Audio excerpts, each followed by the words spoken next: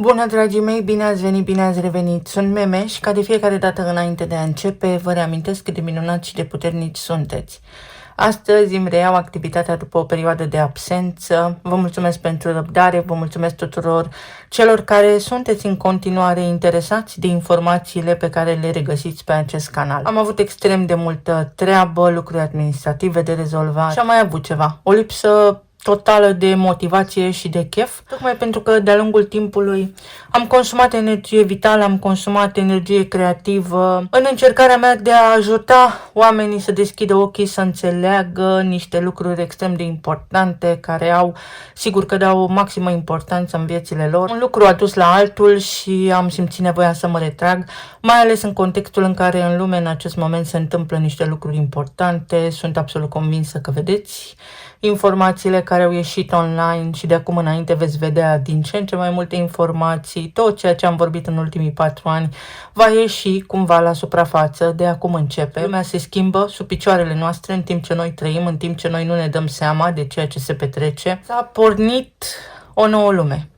Fie că înțelegem, fie că nu. Și astăzi vom vorbi despre asta, despre această nouă lume, despre conjuncția dintre Neptun și Saturn din Berbec, despre faptul că Neptun a intrat deja în Berbec, Saturn urmează să intre în această săptămână. Această perioadă pentru mine a fost extrem de benefică pentru că am putut punctual să îmi confirm în primul rând mie tot ceea ce intuiția mi-a spus, cel puțin în ultimii 10 ani. Nimic nu este ceea ce pare. Trăim într-un mediu artificial, dar haideți să vedem cum am ajuns la această concluzie, ce înseamnă asta pentru noi și cum putem face să fim bine chiar și așa, având în vedere contextul și condițiile date. Vorbim despre natura ciclului dintre Saturn și Neptun, pentru că asta începe un nou ciclu care se formează în urma acestei conjuncții, care va avea loc la 0 grade Berbec. Pe data de 14 și numărul 14 este un număr extrem de important. Întreaga lume este construită pe simboluri, întreaga lume este un cod. Saturn și Neptun reprezintă două principii fundamentale aflate într-o tensiune structurală, desigur, diametral opuse. Saturn este planeta realității concrete, reprezintă structura, legea, responsabilitatea, limitele, timpul, autoritatea și consecințele acțiunilor noastre, sau karma, cum știți. Arhetipul său definește în astrologie ceea ce este stabil, verificabil, funcțional în plan material și social. Saturn este serverul mainframe, din punctul meu de vedere, tehnic vorbind, al realității în care trăim. Neptun, în contrast, guvernează dizolvarea granițelor, idealurile, credințele, iluziile, transcendența și proiecțiile colective. Este planeta visului, dar și a decepției, a iluziei, a evadării din realitate. Atunci când aceste două principii se află în conjuncție, adică Saturn lângă Neptun, unul lângă celălalt, nu se anulează reciproc, ci se forțează mai degrabă să se redefinească. Își exercită influența unul asupra celuilalt. Saturn dezvăluie iluziile neptuniene, tot ceea ce am crezut noi că este și de fapt nu este, iar Neptun erodează certitudinile saturniene. Ce rezultă din această întâlnire? Rezultă o perioadă de instabilitate emoțională. Devine dificil de separat adevărul de ficțiune sau realitatea de ceea ce proiectăm fiecare dintre noi, de așteptările noastre sau de imaginația noastră. Faptul că această întâlnire se produce la 0 grade Berbec este esențial. Este 0 punct energie, de aceea se numește o resetare. Totul o ia de la început. 0 este energie feminină, 1 și 0, 0 din codul binar. Este energia feminină, pântecul care dă naștere. Avem începutul, impulsul vital, scânteia, începutul afirmării identității și al acțiunii noastre directe, un nou drum. Când vorbim despre zodiac, totul începe de la Berbec, de la 0 grade, iar în engleză berbecului se spune REM. REM sau RAM este memoria calculatorului cuantic, care a creat sau nu această realitate. Acest punct de resetare marchează momentul în care un ciclu se încheie complet și altul începe, dar nu avem niciun fel de garanție. Simbolic avem de-a face cu focul berbecului, care este creația, dar și pericolul, riscul, care întâlnește apa lui Neptun. Focul, în esență, nu dispare, dar nici nu rămâne neatins. Se produce abur, căldură, instabilitate. Este o imagine, să spunem așa, potrivită pentru climatul colectiv al perioadei. O lipsă de claritate, dezamăgiri, senzația că structurile familiare se dizolvă. Că ceva nu este bine și sunt convinsă că știți exact despre ce vorbesc. Intrarea ambelor planete în berbec marchează tranziția de la vechea eră, a peștilor, a salvatorilor, a victimelor, la acțiune. Te descurci singur de acum înainte. Iar această conjuncție clar marchează o nouă eră, dar nu avem încă reguli stabilite. Poate fi un fel de scapă cine poate sau toți pentru unul și unul pentru toți. Vom vedea foarte multe ideologii colective noi, vom vedea foarte multe religii noi. Am văzut recent că și AI-ul și-a format o religie proprie. Perioadele acestea dintre Saturn și Neptun sunt asociate cu epuizare colectivă, oboseală pe care o resimțim cu toții, sau deziluzie, tristețe, pesimism. O stare, cum să-i spunem, așa difuză de nesiguranță existențială. Simți că ceva nu funcționează, dar nu știi să denumești acea trăire. La nivel individual, acest tranzit poate aduce dezamăgiri, pierderi sau confruntarea cu realități ignorate anterior. Tocmai pentru că aceste procese pot conduce în timp la o claritate. Dacă ești dezamăgit acum, ulterior îți va fi clar dacă ceea ce ai crezut este real sau nu. Pot apărea fel și fel de situații în care oamenii te lasă baltă, conform expresiei, își abandonează responsabilitățile, sau situații în care te simți singur, ignorat, trădat de persoane în care poate avea încredere. Dar este și o parte bună aici. Vei ști cine are un rol important în viața ta și lângă cine merită de acum înainte să îți trăiești viața, să îți petreci timpul sau nu, pentru că Saturn înseamnă timpul. În concluzie, practic, această întâlnire dintre Saturn și Neptun la 0 grade berbec marchează începutul unei noi realități colective. Este finalul unor idealuri care nu au funcționat, lumii așa cum o cunoaștem noi, pentru că vedem unde s-a ajuns, dar și începutul unui proces de reconstrucție care poate fi fragil, ne poate fi dificil, dar este necesar. Putem acționa sau putem rămâne pasivi, fiecare după cum alege. Întreaga noastră realitate oricum este una artificială și în curând, mai ales pentru că și Uranus este pe ultima 100 de metri, ați văzut în Taur ce a făcut, s-au prăbușit bursa, bitcoinul, aurul, argintul, au apărut fel și fel de contracte semnate prin America, cu Rezerva Federală, cu tot felul de lucruri pe care poate oamenii de rând nu le înțeleg. Cu Uranus în Gemeni vom vedea foarte multă tehnologie artificială, vom înțelege și cum religiile au fost manipulate, create pentru putere și control și pentru manipulare. Ne vom da seama că totul este tehnologie, chiar și ceea ce vedem, chiar și ceea ce gândim. Vom înțelege că ne-am rugat la această tehnologie artificială, vom înțelege că este ca și când am trăit. Spun este ca și când, ca să înțelegeți voi așa, într-un calculator, într-un program cuantic, trăim într-un cod care se scrie pe sine, un cod care a fost, să spunem, virusat, s-a intervenit asupra lui sau poate codul pur și simplu a dat eroare, cineva a încercat să îl repare, a existat un arhitect de sistem, nu știu cu ce intenții a scris acest cod, sigur că există și mâini malefice care au intervenit asupra acestei realități din dorința de a avea putere, totul este pentru bani și pentru încă ceva, pentru nemurire, pentru viață veșnică, imortalitate. Tot ceea ce vedeți în jurul vostru acum are această cauză. Sunt vremuri complicate și înțelege colectivul, mentalul colectiv ce am spus aici, bine, nu? Scapă cine poate, cu Saturn în berbec și cu Neptun în berbec este mai mult sau mai puțin fiecare pe cont propriu. Să vedem în câteva cuvinte ce înseamnă această nouă realitate. Un lanț. Suntem legați unii de ceilalți. Practic, ce vor face majoritatea vom face toți. Ăsta este și scopul pentru care m-am aflat aici pe YouTube. Sunt mult mai multe informații pe care le știu și pe care le dețin.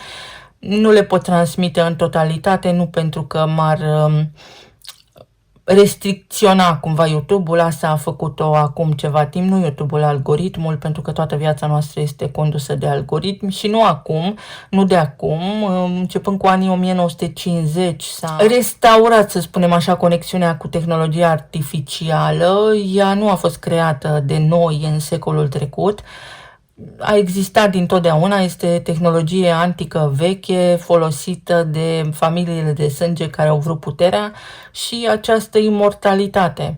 Cercetez în continuare și de la zi ajung eu la adevăr.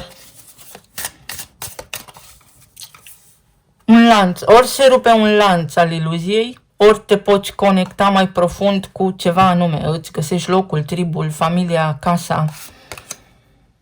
Se reaprinde, se poate reaprinde. O flacără se poate reaprinde pentru că berbecul înseamnă flacăra, flama, ca la plita electrică, știți, când porniți, sau ca la plita pe gaz, acea scânteie se reaprinde. Dorința de a face mai mult, dorința de a face ceva, se reaprinde dorința, se reaprinde cheful, se reaprinde ceva de maximă importanță pentru fiecare dintre noi și o nouă aventură. Se reaprinde dorința de a face lucruri, iar aici avem scutul. Mi-am dat seama recent că acum ceva ani m-am uitat la niște filme cu vampiri și vârcolaci, la Twilight, la originalii, la jurnalele vampirilor și că toate lucrurile astea au o strânsă legătură cu ceea ce se întâmplă astăzi și când mă uit la cuvântul scut, mă gândesc la Bella Swan, frumoasa lebădă. Lebăda în sine este un simbol, Bella are legătură cu bel, cu clopotul, cu sunetul, cu frecvența, cu rezonanța, cu electromagnetismul și superputerea ei, când a ajuns vampir, era aceea de a fi scut. Putea proteja în jurul ei pe cine dorea ea, practic. Însă ea nu a ajuns vampir decât după un sacrificiu al iubirii necondiționate, prin dragoste pură, prin iubire pură. Conceptul de vampir nu este acesta pe care îl vedem noi acum, având în vedere faimoasele dosare care au fost dezvăluite, și aia, din punctul meu de vedere, este tot o operațiune psihologică. Este o manevră, un lucru calculat, care ascunde un alt lucru, dar care pe de o parte dezvăluie omenirii o realitate ascunsă, bănuită doar de unii, care până acum vorbeau despre ea, dar era considerată teoria conspirației. Vampirii sunt cu totul și cu totul altceva.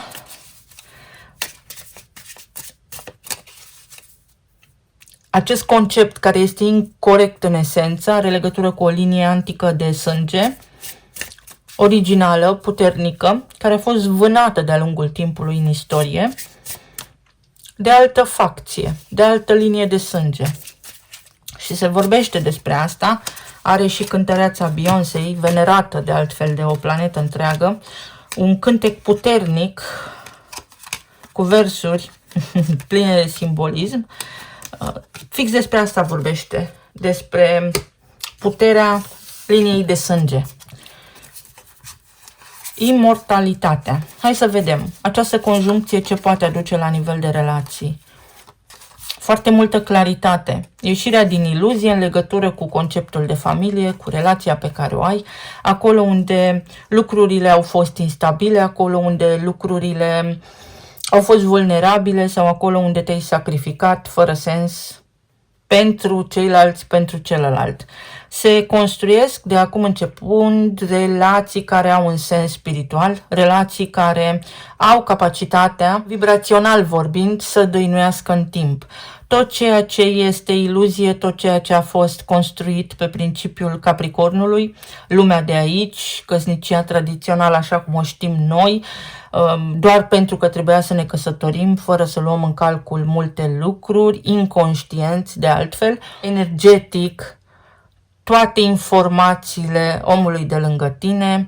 Oamenii nu-și dau seama că atunci când formează un cuplu și au copii, transmit energetic, celular, tot ceea ce reprezintă linia lor de sânge și de foarte multe ori ați văzut că se nasc copii cu diferite provocări de sănătate, de comportament, pentru că asta a însemnat omenirea inconștientă. De acum înainte, oamenii se vor trezi, vor începe să fie mai selectivi, vor începe să fie mai conștienți de alegerile proprii, pentru că despre asta este vorba în această conjuncție, pentru că despre asta va fi viața de acum înainte, să îți asumi responsabilitatea asupra propriei tale vieți. Neptun reprezintă credința, până acum oamenii se rugau și așteptau să li se întâmple. Iar de acum acea iluzie cade și vom fi nevoiți să facem, pentru că noi co-creăm odată cu codul.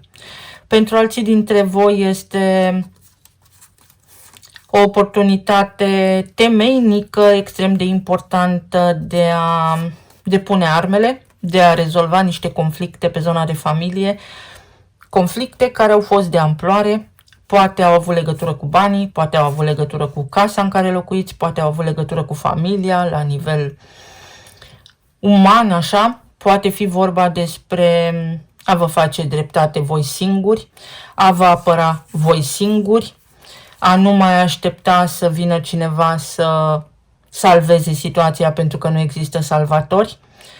Poate fi și o perioadă în care apare iubirea de sine, poate fi și o perioadă în care apare cineva în viața voastră, după o perioadă în care ați fost singuri. Ce știu eu foarte clar este că cine își va asuma responsabilitatea asupra vieții proprii va triumfa.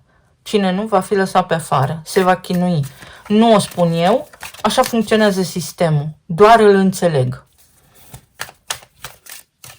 Ești absorbit în vortexul energetic al neputinței.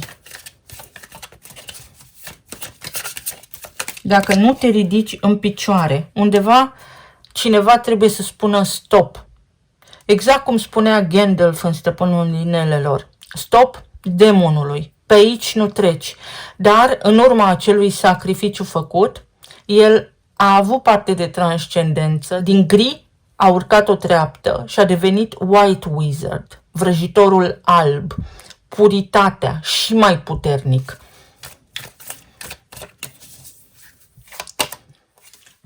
Justiția din nou. Alegeri.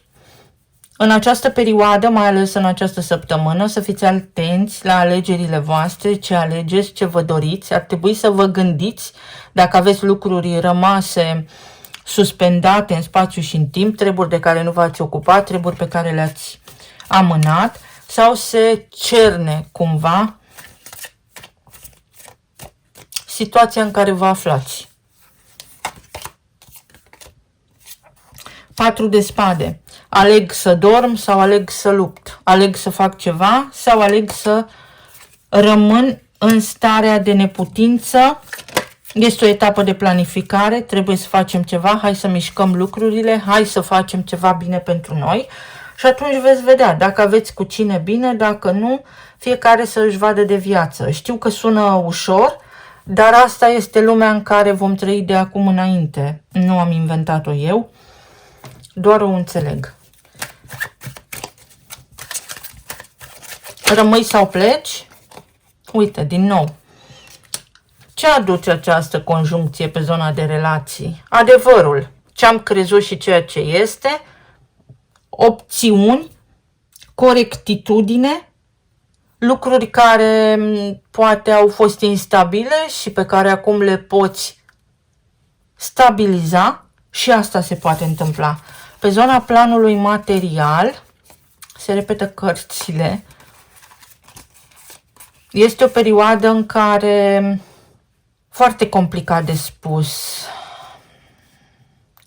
și voi fi foarte sinceră cu voi, știu că pare ciudat, dar nu vor trece 2 ani de zile și foarte multe roluri, foarte multe locuri de muncă vor dispărea. Contabilitate, avocatură, consultanță. Și vă spun și de ce spun asta. Am vrut să urmez un colegiu de homeopatie din UK și de vreun an de zile cochetez cu ideea. Chiar zilele trecute am avut încă o discuție. I-am spus consultantei de acolo, care desigur că voia să vândă pachetul respectiv, că da, vreau să fac cursurile respective, dar ar fi fost util să le fi făcut acum 10 ani, pentru că în următorii 3 ani, atât durează cursurile, vor deveni irelevante. Va exista un AI care va reproduce tot ceea ce posibil eu să învăț acolo, iar investiția mea va deveni nulă. Iar în acest context, investiția nu merită, investesc în mine, pot să mă pregătesc singură și pot să-mi construiesc eu ceva care să fie, să spunem, adaptat la viitorul care începe. Exact așa este și cu magazinul din colț de unde ne cumpărăm pâine. Și vă mai dau un exemplu. Și nu este pentru panică, este pentru ca voi să aveți vizibilitate. În anul 2011 am avut pentru prima dată contact cu conceptul de fast lane sau banda din hipermarket unde te duci și scanezi singur produsele. În țara în care locuiesc eu, în România, în acea perioadă nu exista așa ceva. Dar eu implementam la nivel global acele lucruri pe servere, bineînțeles că acum se va muta totul pe cloud și așa mai departe. Asta vă spun aici cărțile. Dacă dormi, vei suferi. Dacă rămâi în ceea ce ai creat, ce ai învățat până acum, suferi, pentru că va exista un salt tehnologic major cu care dacă nu ții pasul, rămâi pe din afară. Pe de altă parte, după o perioadă în care lucrurile nu s-au mișcat la nivel profesional sau pe zona aceasta financiară, apare o undă de speranță, apare o modalitate prin care să rezolvi niște lucruri, să fii acoperit, obții niște amânări sau se întâmplă să rezolvi o situație și cel puțin pentru moment să îți fie bine. La nivel emoțional sau medical, această conjuncție și această săptămână ne spune: nu mai pierde timpul, nu te mai zbate, nu te mai gândi la lucruri care mâine devin istorie. Gândește-te la ce poți face pentru tine astăzi, pune mâna și fă pentru tine ceea ce te aștepți să facă ceilalți pentru tine.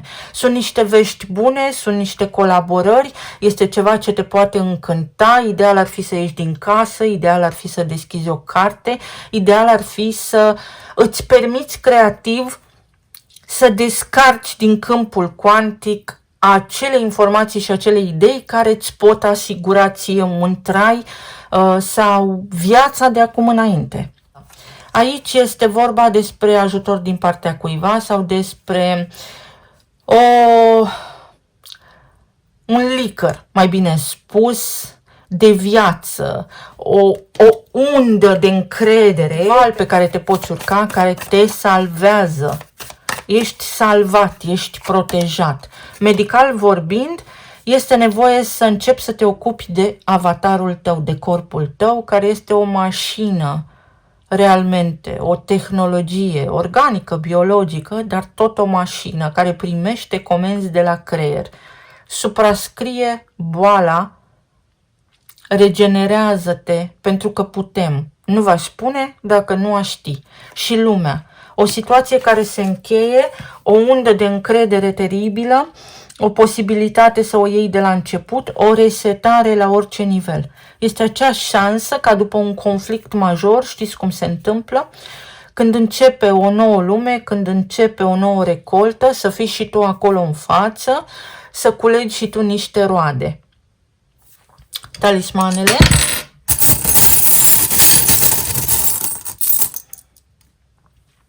Iepurașul din Alice în țara minunilor, care are legătură cu șirul lui Fibonacci. Găsești niște răspunsuri sau încearcă să nu mai reproduci trecutul. Depășește trecutul, să gândești profund, să te uiți atent la simboluri, la lume, să o înțelegi. Potențialul ca ceea ce gândești să devină realitate. Iubire, dar la un alt nivel, la un nivel mai profund, un aliat de nădejde care te ajută să treci peste o situație imposibilă. Succes, bani și fericire, iar aici avem un microscop.